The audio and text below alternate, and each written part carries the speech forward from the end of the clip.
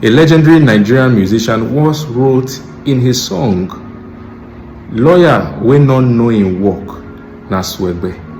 Lawyer we know in work, na pako." Now, in a less derogatory analysis, one of the things that we can learn or even ask from that question, from that song, is this.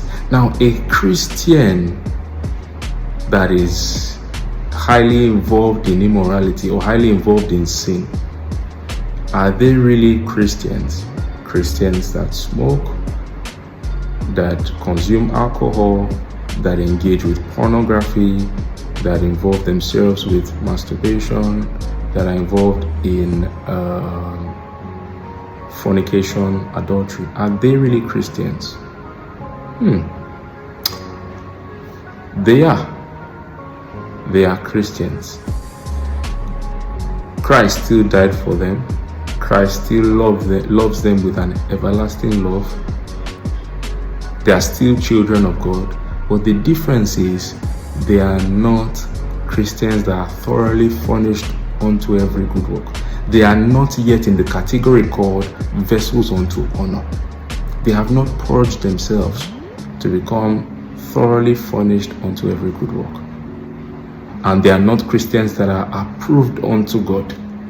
In the same way, the individual, based on the song, based on the lyrics from that legendary Nigerian musician, someone that has graduated with a law degree, they've been called to the bar, but they don't practice, they don't engage with legal material, they've never even been involved in a case before, they've never settled a case before.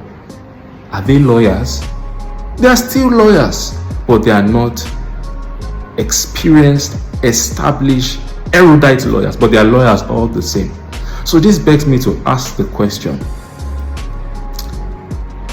can you lose your salvation? Can a person lose their salvation? So if I'm to answer that question theologically, I wouldn't answer in a straightforward manner, because I can't, theologically speaking, I can't say you can lose your salvation or you can't lose your salvation. This is what I would say. Instead, I would say perhaps it's not really about whether you can lose your salvation or not. It's more of a matter of choice. It's more of a matter of free will. It's more of a matter of free will than it is a matter of losing or gaining your salvation. Because here are some arguments. One argument is this: how can an eternal God, an all-powerful God, an all-knowing God, and an all-present God give you something that you can lose, give you something that is transient? And indeed, I agree. Salvation is an eternal commodity.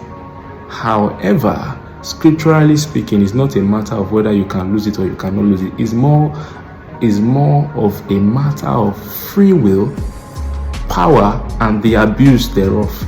The Bible says, how shall we escape if we neglect so great a salvation?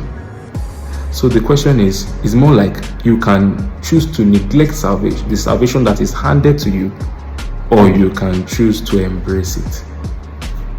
So if I were to actually answer the question from an open-ended, or rather from a closed-ended point of view, like, is one saved, always saved? I will say no, sir. He said, how shall we escape if we neglect so great a salvation? Let me explain it this way. To say that once saved, always saved, to say that you can never lose your salvation, is to say that God is a tyrant. Is to say that once you get into a relationship, you don't have the power of choice to say, I'm not doing again. Is to say, once you even get into a marriage, you don't have the power of choice. You don't even have legal provisions for you to divorce. But sir, that's not true. That's not true. You have the power of free will to say, I'm not doing again. Whether the system of faith called Christianity is viable or not, you can come and say, I'm not a Christian again. If you can say you are not a Christian again, if you have the power of choice, it means it is possible for you to neglect so great a salvation.